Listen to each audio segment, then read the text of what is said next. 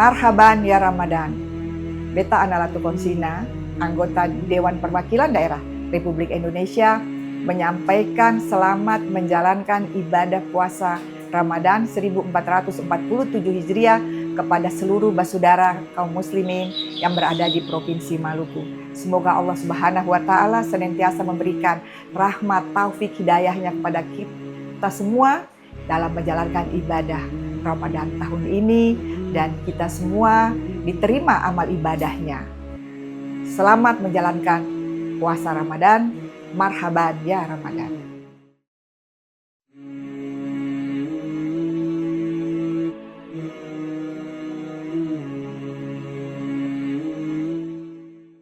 Bismillahirrahmanirrahim. Assalamualaikum warahmatullahi wabarakatuh. Ikhwan akhwat rahimakumullah. Syukur alhamdulillah kita dikaruniai kesempatan bersama-sama di bulan Ramadan yang berlimpah berkah ini, yang mudah-mudahan menjadikan kita sosok yang jauh lebih mampu mengoptimalkan kebersamaan di bulan Ramadan ini. Tidak lupa tentu saja salam salawat kita lantunkan untuk junjungan umat kekasih kita Muhammad Rasulullah Sallallahu Alaihi Wasallam. Semoga kelak kita mendapatkan syafaat beliau. Amin. Sekaligus dipertemukan dengan beliau di saat yang sangat-sangat kita rindukan di yaumil akhir. Ikhwan akhwat, untuk mengisi dan melewati Ramadan yang penuh berkah ini, bulan di mana kita harus menahan diri, bukan hanya dari lapar dan haus, tapi dari hal-hal lain juga, mulai dari subuh sampai tenggelamnya matahari. Mudah-mudahan mendapatkan kesempatan untuk mencapai ketakwaan yang lebih tinggi ya, dan juga bisa meningkatkan empati kita, apalagi kalau bisa menghapus dosa kita. Masya Allah, menjadikan kita lebih dekat dengan Allah Subhanahu wa taala. Ikhwan dan akhwat, kebersamaan kita kali ini itu mudah-mudahan sekali lagi akan membuat kita menjadi lebih terpersuasi dan termotivasi menjalankan Ramadan. Tapi sebelumnya kami informasikan bahwa siaran ini juga disiarkan oleh Radio Sela FM yang ada di Batam, Radio Latansa yang ada di Sukabumi, Radio Silaturahim di Bondowoso, kemudian juga Radio Suara Habibullah di Banyuwangi, Radio Silaturahim di Piungan, Yogyakarta, serta Radio Megafon yang ada di Aceh. Ikhwan dan akhwat, sahur bersama Rasil kali ini menghadirkan Hajah Ana Latukonsina, SHSIKOM, seorang senator DPD Republik Indonesia yang berkiprah selama beberapa periode. Beliau adalah sosok yang sangat peduli dan fokus pada kegiatan sosial dan pemberdayaan perempuan, kesehatan ibu dan juga anak. Itu semua terwujud dengan aktivitasnya sebagai Ketua Pusat Pelayanan Terpadu Perempuan dan Anak di Provinsi Maluku, kemudian juga pengurus Kaukus Perempuan Parlemen. Beliau juga Ketua Village Development Foundation Provinsi Maluku, Wakil Ketua Kesatuan Perempuan Partai Golkar, dan masih banyak lainnya. Dan saat ini merupakan periode keempat Hajah Ana Latukonsina ada di DPD RI. Ikhwan akhwat, di samping beliau aktif di ranah politik, kepeduliannya pada dunia pariwisata luar biasa. Tahu nggak? Beliau membuka destinasi wisata Ora Beach Resort di Seram. Ini Seramnya Seram Utara deh kalau nggak salah ya. Kemudian menjadi fenomenal banget, populer secara internasional. Tahu nggak sih? Ora Beach ini sempat loh dikategorikan sebagai salah satu resort pantai terindah. Bukan cuma di Indonesia, tapi di dunia. Masya Allah. Beliau sudah hadir di sini, kita sapa beliau. Assalamualaikum warahmatullahi wabarakatuh. Waalaikumsalam warahmatullahi wabarakatuh. Terima kasih sekali atas kesediaannya hadir di sahur bersama Rasil di puasa Ramadan yang berlimpah keutamaan ini. Ngomong-ngomong, sehat, bugar, aman? Insya Allah sehat, alhamdulillah. Mudah-mudahan ya. Sehat ya. Oh ya, ngomong-ngomong, pada waktu dulu memilih jurusan di kuliah itu sudah terinspirasi sejak masih SMA atau ada hal lain? Kalau bicara tentang pendidikan, mohon maaf, saya awalnya malah pengen jadi guru. Oh, tapi jadi kepleset ke tempat lain. Tempat lain. Saya berkeinginan jadi guru, saya masuk IKIP. Ya, saya masuk IKIP, kemudian saya memilih untuk jurusan pendidikan. Tapi kemudian karena baru kuliah pada saat itu ya, tahun 70-an itu baru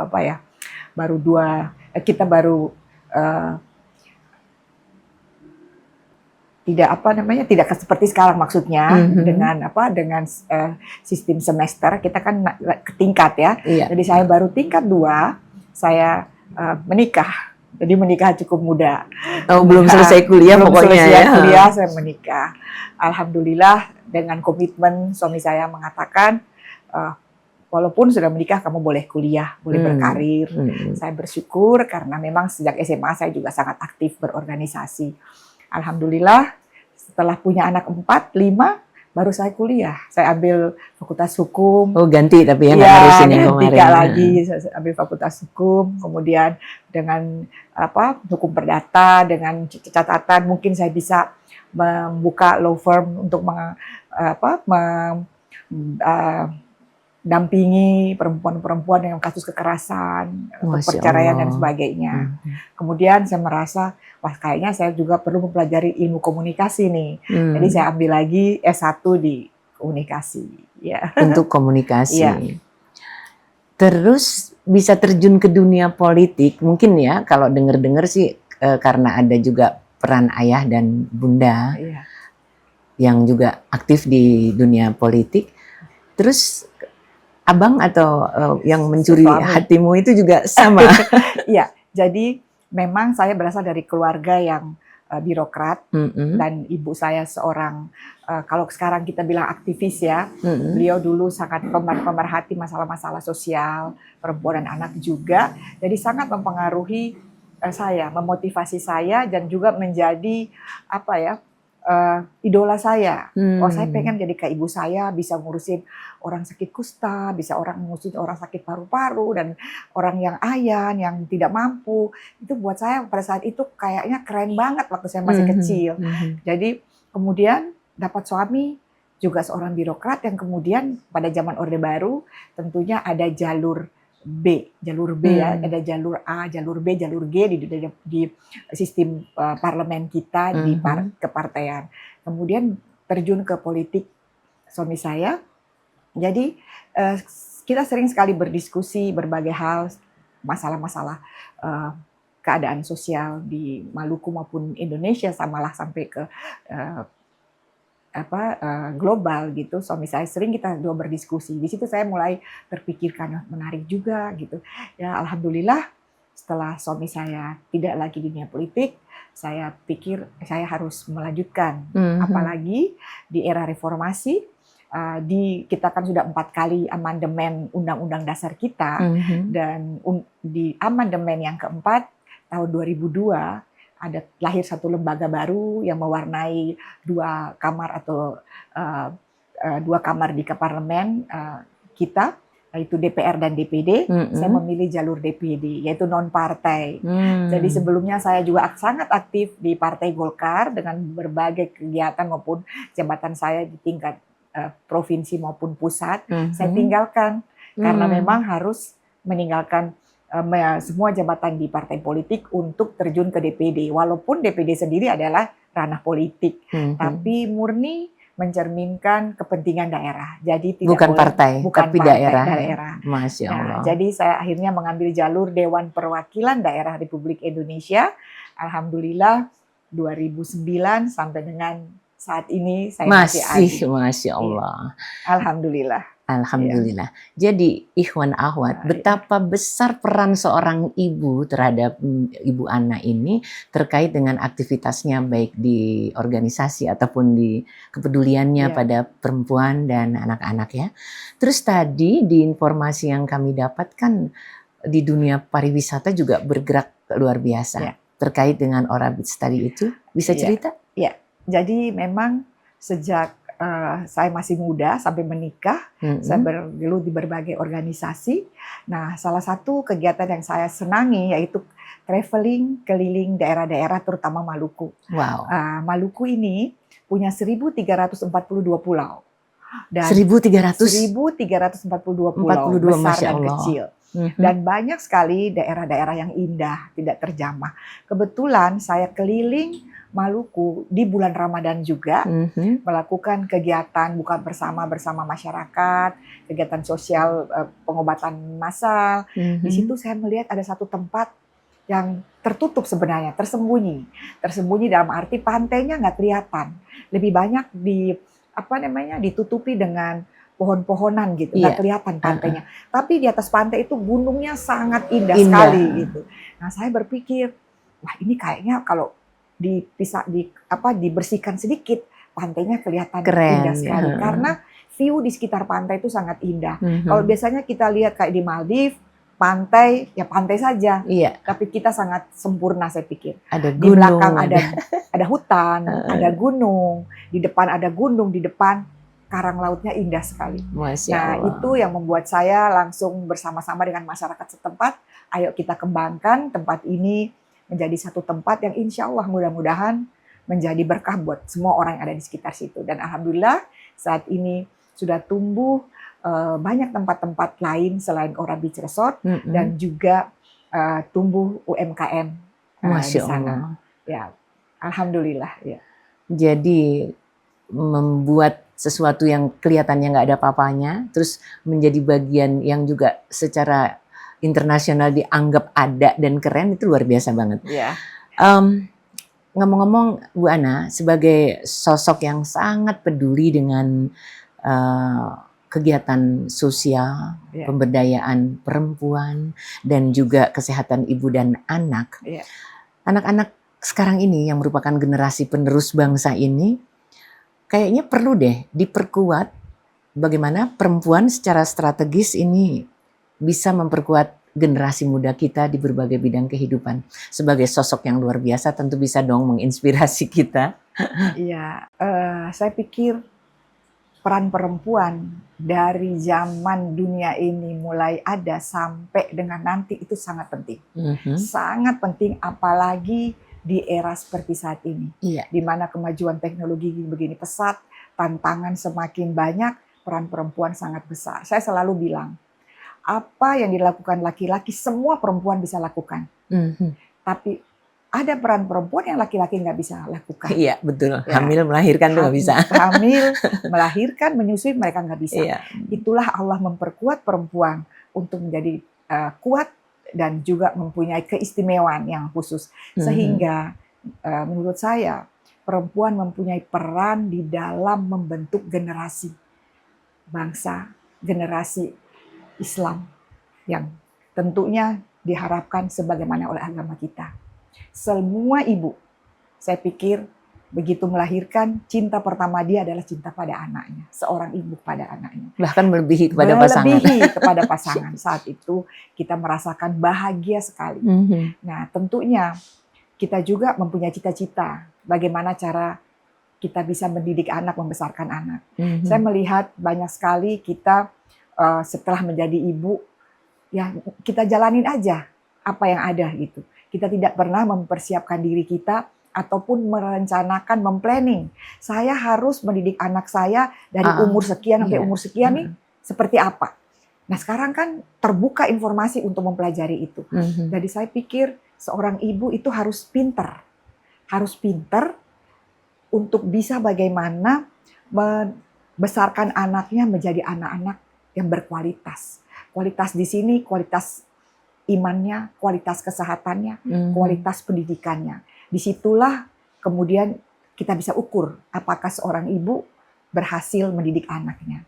Mempersiapkan seorang manusia itu, saya pikir itu satu tugas yang sangat mulia dan bukan tugas ibu sendiri, tentunya dengan pasangannya. Bagaimana ibu bisa membesarkan anak dengan baik kalau dia tidak mendapatkan support, kasih sayang juga dari suaminya. Nah, Mbak Ning tahu, saat ini kekerasan terhadap perempuan itu luar biasa. Sangat banyak sekali. Nah, bagaimana perempuan bisa membesarkan anaknya dalam lingkungan keluarga yang dalam keadaan happy. Kalau perempuan dalam keadaan stres, tentunya anak-anak juga akan iya. terpengaruh. Jadi kalau perempuan itu dalam tanda kutip menjadi beban untuk dia dalam segi perasaan maupun apa yang dia lakukan, terpengaruh semua dalam rumah itu. Bukan cuma suaminya, tapi anak-anaknya. Jadi support pendamping itu sangat penting. Jadi tapi dengan adanya kekerasan terhadap perempuan yang cukup besar, ini sangat memprihatinkan.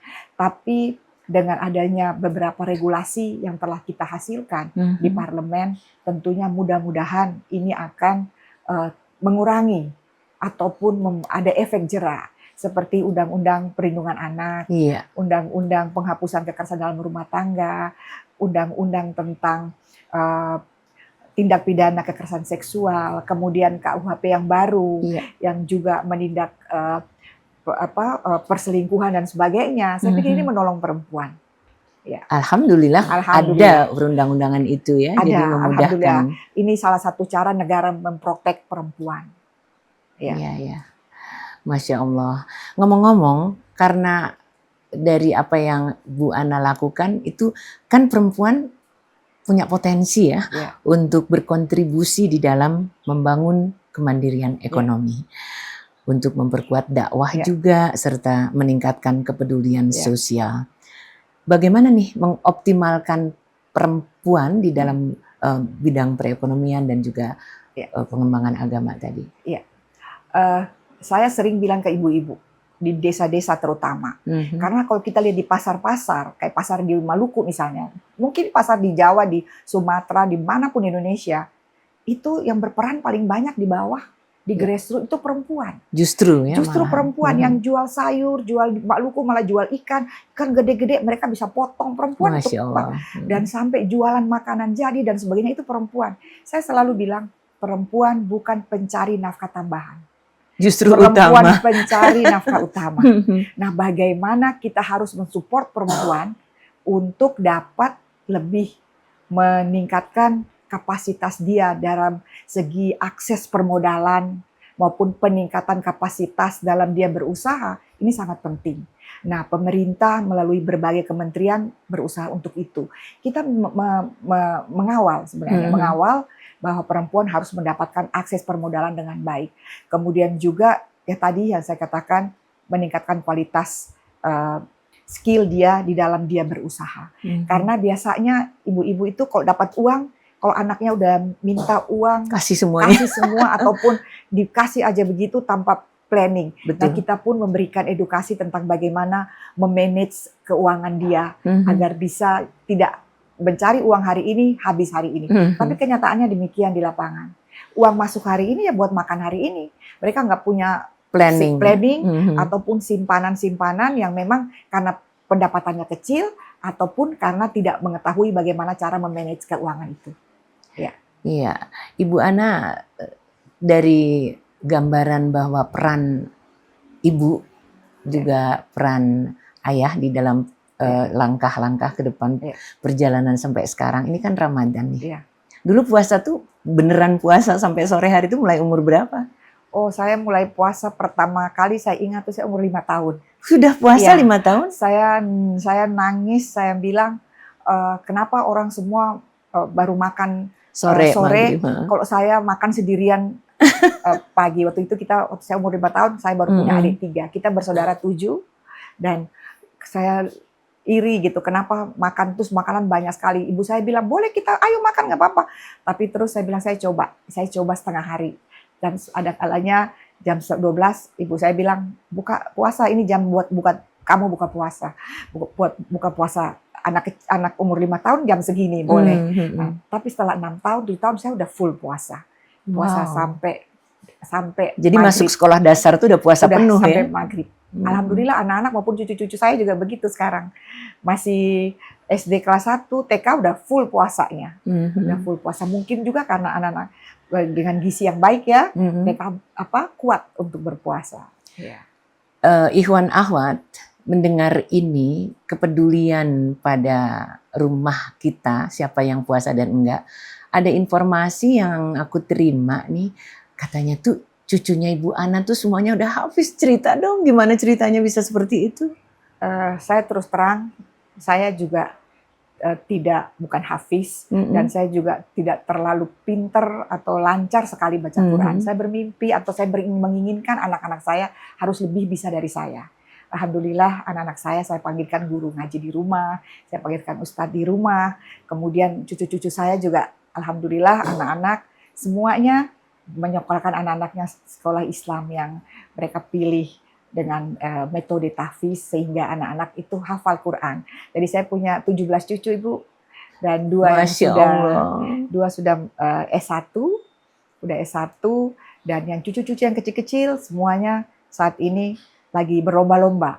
Siapa yang bisa hafal 1 juz, nenek kasih 10 juta. Masya Allah. Jadi dipersuasi. Ya. Memang sih semua anak pasti kalau dengan hadiah lain ya. Walaupun mereka nggak pernah tanya, mana nek duitnya? Aku udah 5 juz, aku udah 6 juz. Mana duitnya? Mereka nggak pernah nanya.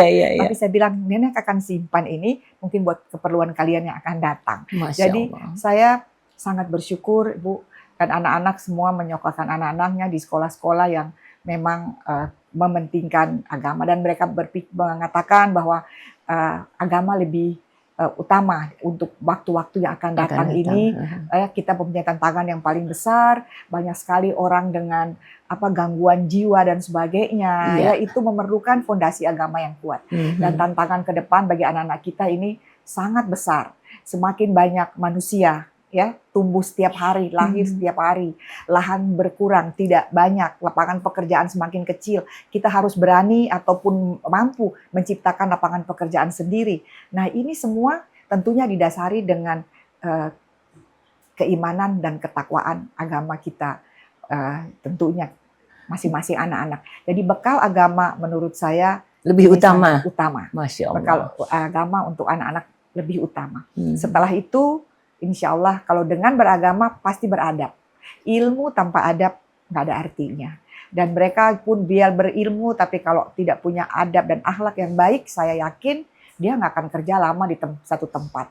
Tapi kalau dia berakhlak dan beradab baik, insya Allah Allah buka jalan untuk rezeki masing-masing orang sudah disediakan. Insya Allah. Masya Allah. Jadi Ikhwan Akhwat, kepedulian kita bagaimana dengan tumbuh kembang anak-anak itu memang nggak bisa dinafikan. Ibu, ayah punya peran di atas 99% kali ya terhadap tumbuhnya buah hati kita. Betul. Ibu dan ayah punya peran sangat besar. Mungkin lingkungan juga berperan. Tapi contoh yang diberikan oleh orang tua itu lebih penting. Kita suruh, itu sangat penting. Kita bilang, ayo sholat, tapi kita sendiri nggak sholat. Kita bilang, ayo puasa, tapi anak-anak lihat kita orang tua lagi makan. Kita bilang, jangan bicara kasar, tapi kita memaki. Bentak-bentak. Jadi saya pikir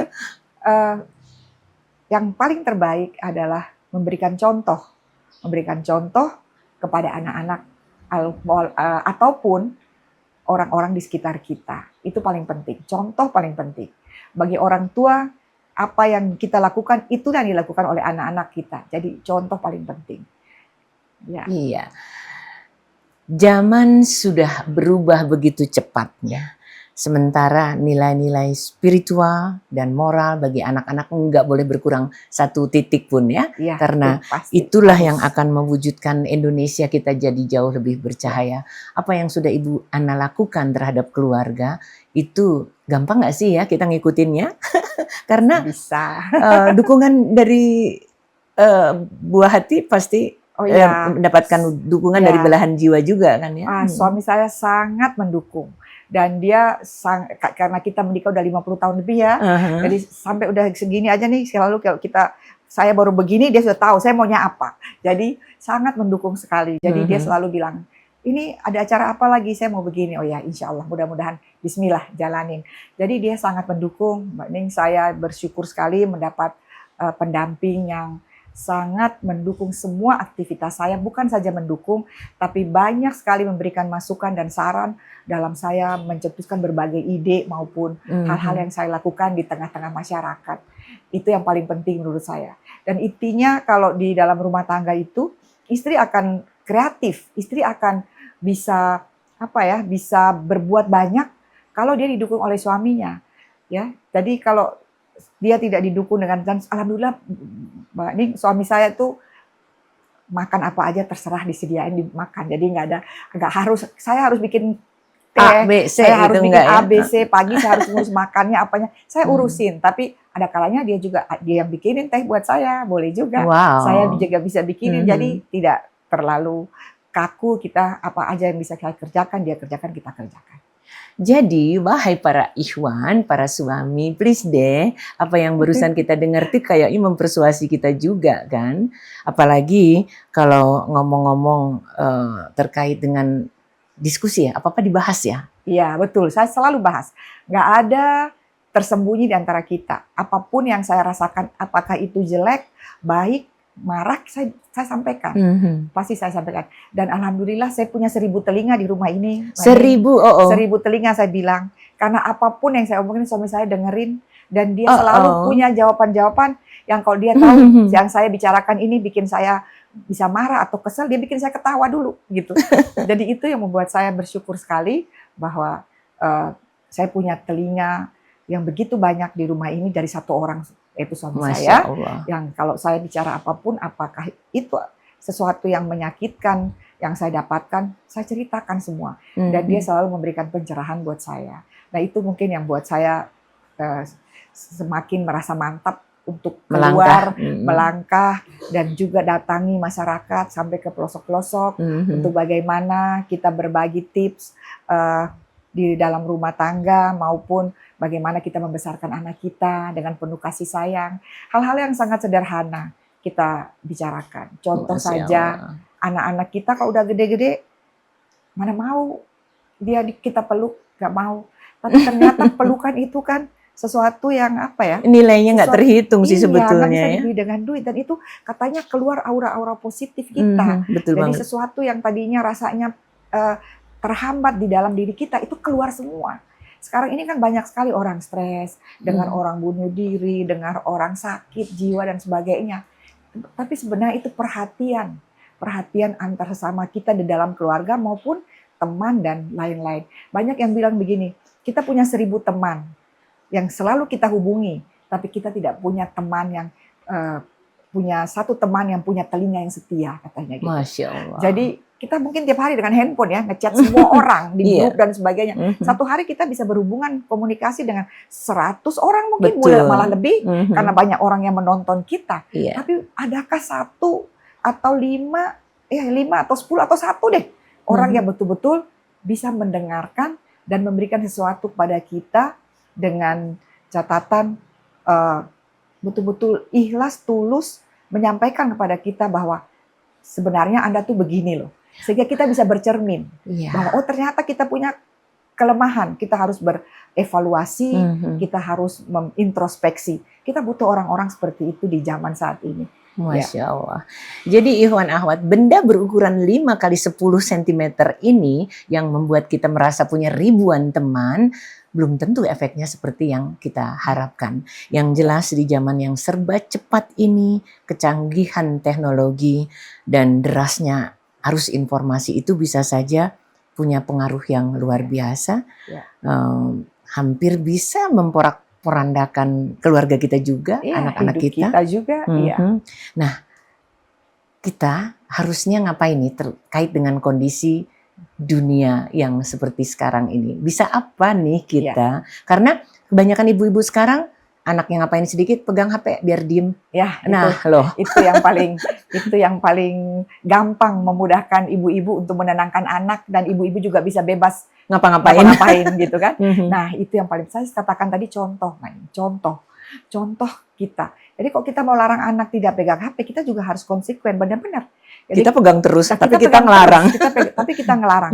Jadi sebenarnya dengan kecanggihan teknologi ini sesuatu yang sangat menguntungkan kita, tapi juga akan sangat merugikan, malah membahayakan pribadi maupun keluarga kita. Karena di benda sekecil ini, di genggaman tangan kita, ini informasi banyak sekali. Nah, bagaimana kita mensortir informasi itu kan memerlukan keahlian dan juga komitmen kita, istiqomah kita. Apa sih nih yang kita mau dapatkan dari benda kecil ini? Sesuatu yang positif atau negatif? Saya selalu katakan pada anak-anak, Kalau kita biasakan diri kita dengan handphone dari pagi sampai malam, apalagi di bulan Ramadan ini kan godaan nih. Iya. Apa begitu buka sekali kita buka sesuatu yang Nggak tidak mungkin kita 5 menit inginkan. kelar tuh. Iya, Bisa yang tidak kita jam-jaman. inginkan, tapi begitu menarik dia datang terus. Kan dia datang terus. Betul. Terpancing, kita seperti sudah terdeteksi gitu. Nah, ini yang sangat bahaya. Nah, kita orang tua bisa menghindari, tapi anak-anak dan pornografi, ya, tantangan tentang berbagai hal, cinta sejenis dan sebagainya. Ini hal-hal yang sangat mempengaruhi kehidupan anak-anak. Nah, kalau saya diminta tips, saya pikir jangan anak masih bayi dikasih handphone. Alhamdulillah cucu-cucu saya kebetulan boleh nonton lewat TV. Jangan lewat HP. Tapi mereka juga dikasih HP, tapi ada jam-jam tertentu dikasih. Nah, saya pikir ada ide dari bangsa dan negara dimanapun, termasuk di Amerika, untuk membatasi ya situs-situs yang untuk anak-anak. Nah, Indonesia juga berencana untuk demikian. Kita berharap demikian karena susah untuk membendung. Kita mungkin jaga anak-anak kita, tapi ada begitu banyak anak di luar yang tidak bisa kendalikan dalam menonton itu. Dikendalikan oleh orang tuanya. Nular kemana-mana. Dan saya selalu mengatakan pada anak-anak maupun cucu-cucu saya bilang, pilih teman yang memang menguntungkan kamu dunia akhirat. Pilih teman yang memang membawa kamu itu nanti menjadi orang yang baik. Karena pilih teman ini sangat penting. Sekarang ini banyak teman-teman yang kelihatan baik, tapi dia mencoba berbagai hal dari kita. Nah, ini pilih teman pun sangat. Dan ini teman bisa diperoleh dari dalam segala dari medsos cara. Bisa 1000 tadi kan. 1000. Ya, banyak orang sekarang kan mendapat teman lewat medsos, ada yang positif, ada yang negatif. Kita nggak bisa bilang semua negatif, ada positifnya. Tapi menjadi positif dan negatif tergantung bagaimana kita menseleksi. Karena ribuan informasi masuk dalam waktu semenit itu banyak sekali. Ya, jadi tipsnya adalah pertama, jangan memberikan handphone kepada anak yang masih kecil. Apalagi baru umur berapa bulan udah memperkenalkan handphone karena ibunya pegang handphone, anaknya kemudian melirik dan menarik. Kemudian itu pertama. Yang kedua, jangan juga membiarkan mereka buta tentang informasi. Apalagi yang sudah mulai SD boleh belajar melalui gadget tapi dengan waktu yang telah ditentukan. Kalau tidak mematuhi apa yang ibu katakan, kamu nggak boleh pegang handphone sekian menit. Atau boleh kalau 5 menit dikasih. Jadi ada batasan yang harus kita dan buat. juga ada apresiasi gitu. Kalau dia bisa ikutin apa yang kata mama atau papa, kamu diberi kesempatan tapi nontonnya ini. Dan kita mengarahkan anak-anak. Ada yang bilang begini, ini zaman anak-anak tidak bisa lagi diperintah ataupun dilarang-larang oleh orang tua. Katanya begitu. Harus tinggalkan saja. Jangan melarang anaknya. Tapi menurut saya, anak namanya anak. Anak itu menurut undang-undang di Indonesia dari dalam kandungan sampai umur 18 tahun. Usia anak itu usia di mana mereka belum secara memang belum tahu mana yang baik buat mereka. Belum bisa Belum bisa memilih. Jadi kita yang harus mengatakan, contoh anak kecil, kalau dia mau makan saya selalu bilang, "Nak, mau makan ini, makan jangan ditanya. Ini vitamin harus kasih dan dia harus makan." Ya. Kalau kita mulai dari awal menanyakan dan dia bilang enggak, dia bilang enggak, nanti kita bagaimana? Kita mesti marah. Akhirnya melarang dan memarahi itu sesuatu yang tentunya tidak juga selalu harus kita lakukan dan memang sebaiknya tidak. Nah, jadi intinya adalah kita beri kesempatan kepada mereka, tetapi kita mengarahkan dan kita memberikan contoh-contoh yang baik pada anak-anak. Itu yang paling penting, Bu. Dan satu lagi, gadget ini kita harus batasi pemakaiannya. Saya lihat dari ada berita yang menciptakan handphone ini pun sendiri mengatakan begini, dia heran kok hidup kita itu dihabiskan dengan menggunakan ataupun melakukan komunikasi yang sebenarnya tidak penting bagi kehidupan kita. Banyak sekali informasi yang kita terima, kalau kita sortir belum tentu bermanfaat untuk apa yang sedang kita lakukan saat ini maupun untuk akhir dari hidup kita. Jadi intinya kita harus membatasi ataupun memilih ataupun pinter-pinter memilih hal-hal yang akan kita dapati dari benda kecil ini. Ya. Masya Allah. Jadi Ikhwan Akhwat memang sih ya, media sosial itu sering kali membatasi daya kreativitas kita, bahkan juga daya kritis kita. Sementara anak-anak kalau tadi masih bocil ya, nah untuk yang remaja itu juga akan sangat terpengaruh karena sesuatu yang membuat opini mereka jadi tersesat entah bagaimana, dan juga kekritisannya juga hilang. Jadi memang ya, untuk menghambat arus yang memprihatinkan ini tuh lagi-lagi dari orang terdekatnya dulu, baru lingkungannya. Ibu Ana, tadi kan kita ngomong tentang arus yang memprihatinkan dari media sosial ini. Peran orang tua, kalau tadi untuk yang bocil kan dengan catatan seperti tadi. Tapi remaja-remaja sekarang ini, apakah masih bisa dinasehatin atau dikasih tahu oleh ayah bundanya untuk jangan bla bla bla terkait dengan benda satu itu? Itu kalau misalnya itu yang harus kita hadapi, what should we do? Anak-anak remaja sekarang kayaknya begitu banget. Nah, semua itu tergantung pendidikan agama di rumah. Pendidikan agama di rumah sangat penting.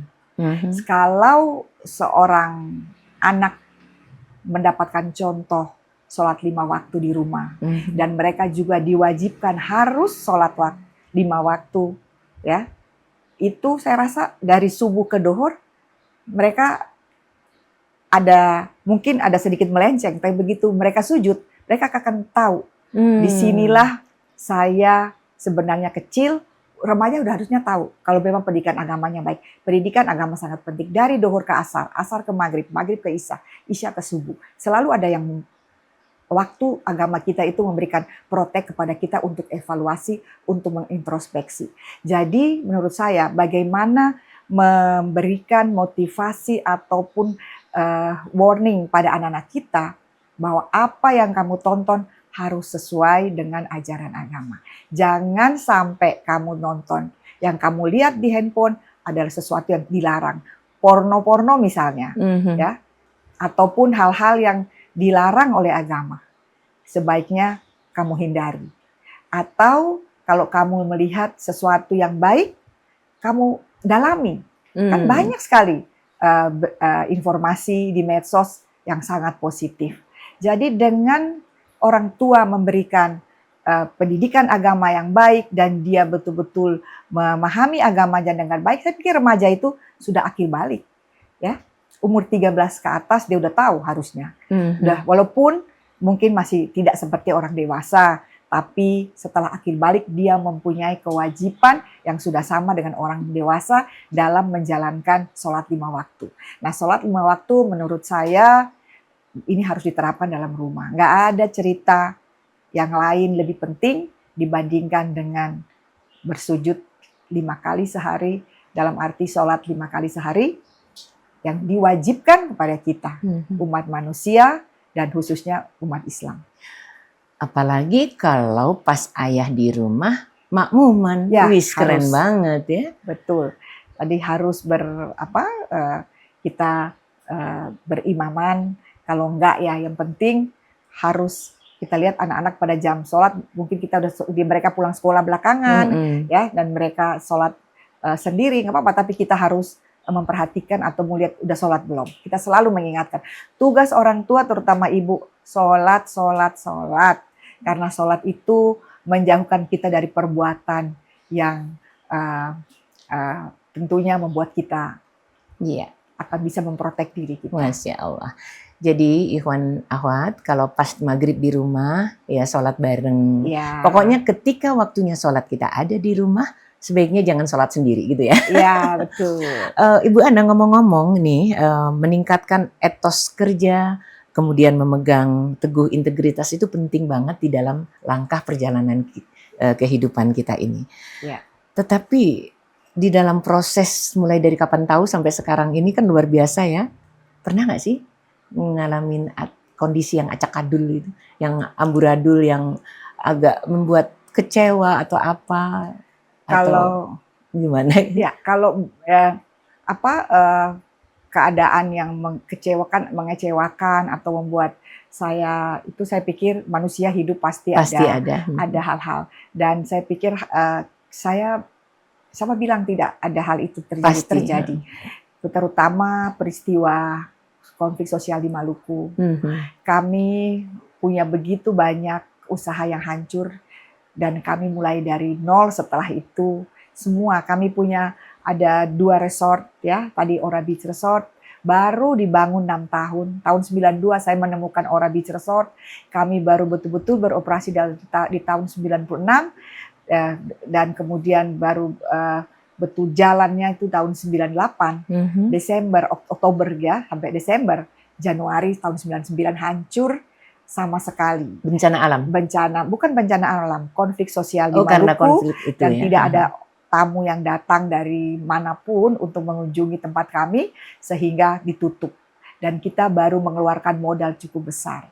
Kami peternak ayam di Kota Ambon cukup besar dan itu semua hancur. Dan saya juga punya 1 resort di Kota Ambon juga hancur, dan anak-anak saya masih sekolah di Amerika dan mereka membutuhkan biaya, dan dolar yang tadinya 1000-an jadi naik 16.000. Bayangkan bagaimana saya menghadapi semua itu. Semua aset saya hancur dan semua tidak ada penghasilan apapun, dan kemudian anak-anak harus membiayai hidup mereka di Amerika. Saya mengatakan pada mereka, ayo pulang, mama udah nggak mampu, papa udah nggak mampu, pulang, biarlah kita sama-sama di Indonesia. Alhamdulillah pada tahun itu anak saya yang paling besar, perempuan udah selesai. Tapi ada 3 anak saya laki yang masih kuliah. Mereka mengatakan, "Ma, izinkan kami kuliah sambil kerja dan membantu." Dan akhirnya kakak yang paling gede kerja, bantu adiknya yang nomor 2 selesai. Nomor 2 selesai, dia kerja bantu kakaknya selesai, dan mereka selesai dengan usaha mereka sendiri. Dan anak laki yang paling kecil, alhamdulillah dapat beasiswa dari Astra dan untuk melanjutkan kuliahnya. Jadi saya pikir Allah memberikan cobaan, memberikan tantangan kepada kita, bagaimana kita bersabar. Dan saya melihat konflik pada saat itu di Maluku, bukan saya saja kok yang susah, banyak orang kehilangan harta benda. Dan banyak orang dan juga kehilangan nyawa. Saya hanya kehilangan harta benda. Apa artinya itu? Kan? Bisa cari kok. Yang penting Allah kasih saya sehat, Allah kasih saya kesempatan, apapun kita bisa kerjakan. Alhamdulillah, sesuatu yang menurut banyak orang, wah Bu Ana bertahan nih dengan begini banyak aset yang hancur dan sebagainya. Saya bersyukur. Benar Bu, Mbak Ning, saya sama sekali nggak berasa bahwa saya kehilangan, walaupun saya masih punya banyak utang waktu itu juga, ya. Tapi saya merasa saya nggak ada yang kehilangan, karena saya pikir ada banyak orang lebih susah dari saya, dan saya hanya minta kepada Allah, ya Allah sehatkan saya, sehatkan kami berdua, kami bisa bekerja apapun, yang penting Allah sehatkan, Allah beri kesempatan, rezeki itu ada kok di mana saja, dan benar alhamdulillah setelah itu. Kami merasa semuanya mudah sekali buat kami. Masya Allah. Dan saya selalu berdoa mudah-mudahan umur yang barokah yang dikasihkan Allah di sisi umur kita. Umur 7 up ini kan harus lebih banyak bersyukur dan berdoa, mudah-mudahan lebih bermanfaat bagi banyak orang lah gitu. Kesehatannya maupun kekuatannya maupun rezekinya bermanfaat buat banyak orang. Itu yang paling penting saya pikir. Iya, jadi ikhwan akhwat, nggak ada orang yang nggak pernah diterpa badai, pasti. Cuma masalahnya seberapa tangguh kita dan percaya bahwa Allah ada bersama kita, itu yang perlu kita tingkatkan ya. Itu ngomong-ngomong kalau dalam kondisi seperti itu melakukan introspeksi juga nggak? Oh iya, melakukan introspeksi. Jadi kita kan itu konflik waktu saat itu kan bukan cuma di Ambon ya, seluruh Indonesia. Dan kita juga melihat pada saat itu suami juga masih menjabat ya. Jadi waktu itu jadi sebagai anggota DPD juga kan, waktu itu utusan daerah ya di Jakarta. Jadi kita berintrospeksi ya, kalau orang lain kesusahannya kita lihat, jadi kita nggak lihat ke atas terus, kita juga ke bawah. Ternyata banyak orang yang lebih susah dari kita belum ada apa-apanya. Jadi kita berintrospeksi, mungkin kita memerlukan perbaikan lebih baik ke depan. mungkin kita juga harus lebih kuat berusaha. Yang penting bagi saya dan suami pada saat itu adalah anak-anak secara adab, akhlak, dan ilmu terpenuhi. Itu yang paling penting. Setelah itu, ya namanya hidup, sepanjang Allah masih kasih nafas kita tetap bisa berusaha. Karena rezeki itu Allah yang tahu. Subhanallah. Ya, jadi memang sih ya ikhwan akhwat, perjalanan hidup kita itu selalu naik turun, kadang-kadang nyaman, kadang-kadang enggak. Nah, terkait dengan apa yang pernah dialami perjalanannya sampai sekarang ini, antara bahagia dan sukses itu kan dua kata yang ingin diraih kita semuanya. Meskipun kadang-kadang bahagia iya tapi sukses enggak, atau sebaliknya, sukses tapi kenapa enggak bahagia? Bagaimana bisa menyeimbangkan hal ini, apapun yang terjadi terkait dengan bahagia dan sukses tadi, untuk bisa membuat kita mencapai kemuliaan dalam hidup ini? Saya pikir orang yang sukses harusnya dia bahagia. Karena dia sukses, pasti harusnya dia bahagia. Artinya dia bersyukur. Nah, dari syukur itu dia merasa bahagia.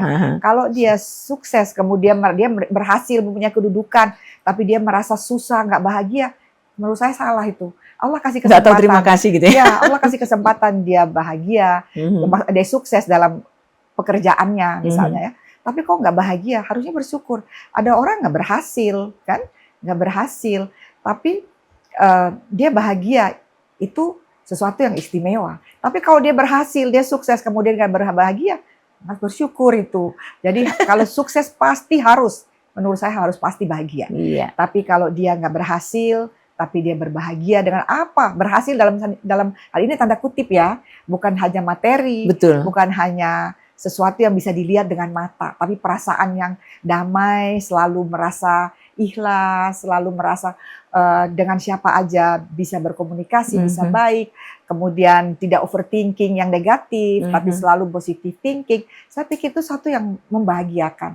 Bahagia itu bukan punya sesuatu yang mahal, yang dinilai dengan materi saja, tapi bahagia itu sesuatu yang didapatkan dengan cara harus bisa memanage diri. Karena bahagia menurut saya nggak datang sendiri.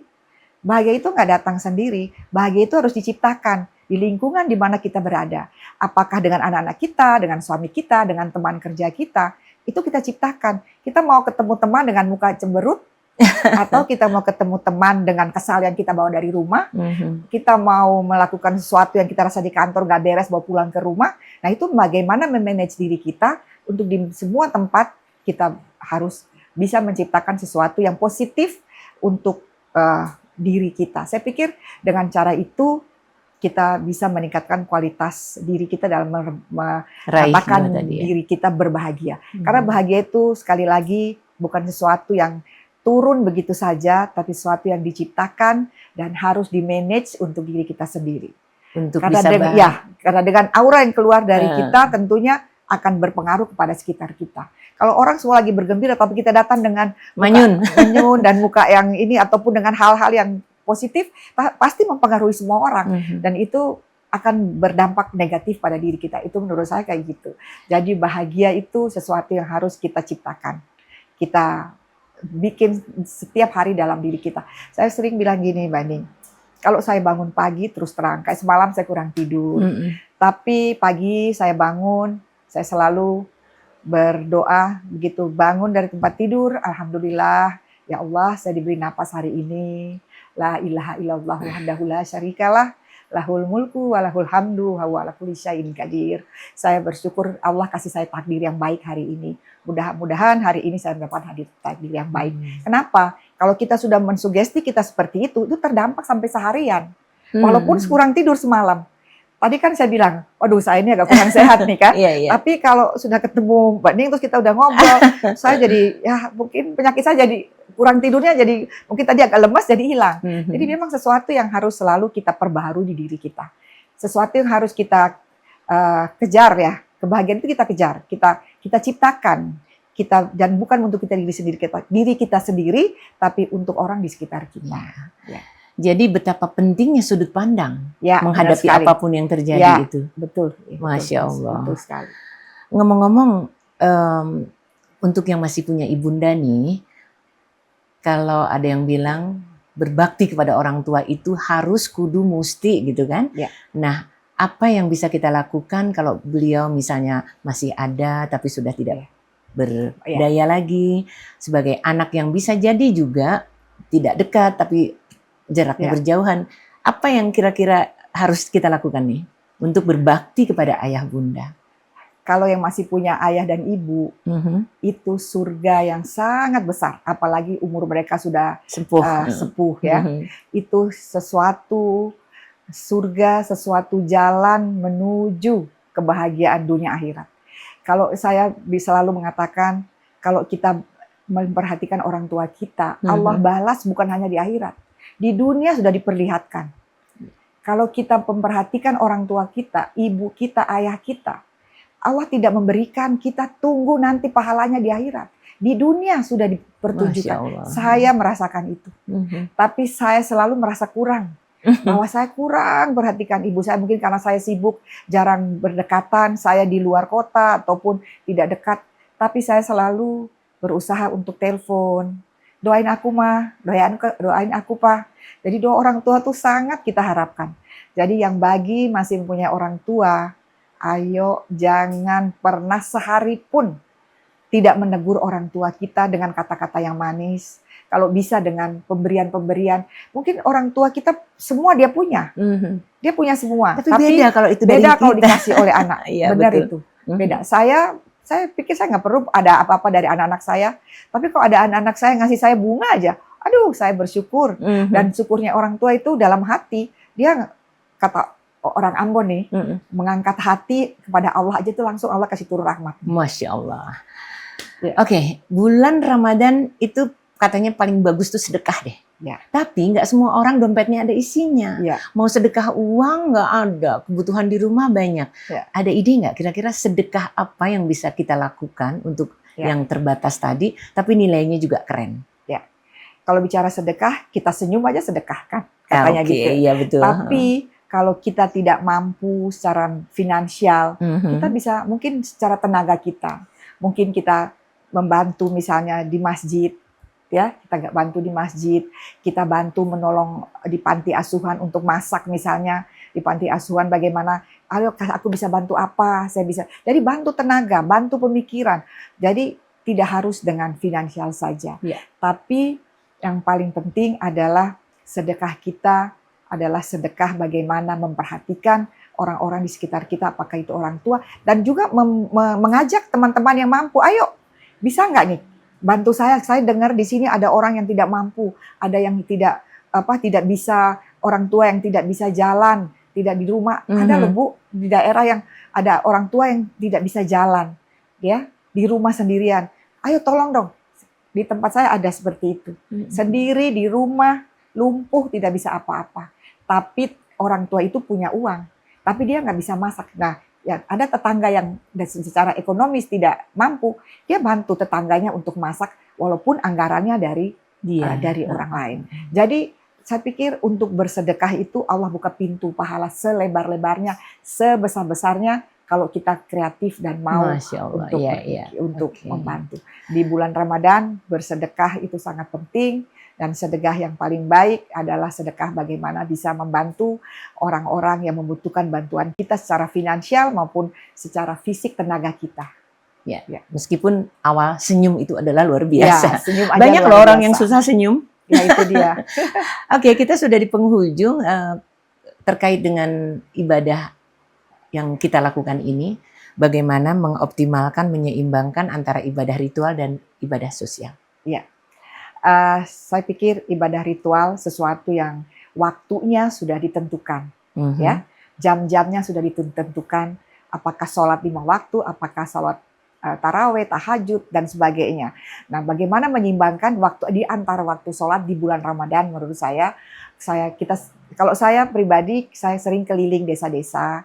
Kita ketemu dengan para duafa dan sebagainya, kita memberikan bantuan-bantuan ya kepada mereka dalam bentuk makanan ataupun bantuan materi ya. Kemudian juga kita juga menyediakan teman-teman yang lain untuk pergi ke daerah-daerah untuk memberikan bantuan-bantuan yang disalurkan kepada orang-orang yang membutuhkan. Jadi di bulan Ramadan ini pintu pahala sangat terbuka lebar, dan sedekah dalam bentuk apapun insya Allah mudah-mudahan mendapatkan ridho Allah Subhanahu wa Ta'ala untuk kita semua. Ya, saya berharap mudah-mudahan di bulan Ramadan ini kita diberi kemampuan secara fisik maupun finansial untuk Amin. bisa dapat Allahumma membantu amin. saudara-saudara kita yang kurang mampu. Dan ini bulan yang penuh dengan Berkah berkah, berlimpah ya. rahmat Allah diberikan, maghfirahnya juga diberikan, ampunannya diberikan. Mari kita meraih itu sebanyak-banyaknya dengan beribadah maupun bersedekah. Jadi ibadah ubudiyah muamalahnya seimbang. Ya. Masya Allah, Ikhwan Akhwat, terima kasih sekali ya kita sudah Insya menyimak Allah. sambil mempersiapkan segala sesuatunya buat sahur kali ini. Terima kasih atas kesediaan Mbak Ana Latukansina hadir di sahur bersama Rasil. Dan Terima kasih juga udah bisa sama-sama dengan saya dan semua saudara-saudara kaum muslimin, muslimat di seluruh Indonesia. Mudah-mudahan semua amal ibadah kita diterima oleh Allah Subhanahu wa Ta'ala, dan kita semua termasuk orang-orang yang nantinya tentunya akan dikumpulkan dalam Jannatul Allahumma Naim, amin. tempat akhir kita insya Allah. Amin. Billahi taufik wal hidayah. Wassalamualaikum Waalaikumsalam warahmatullahi wabarakatuh. Ya.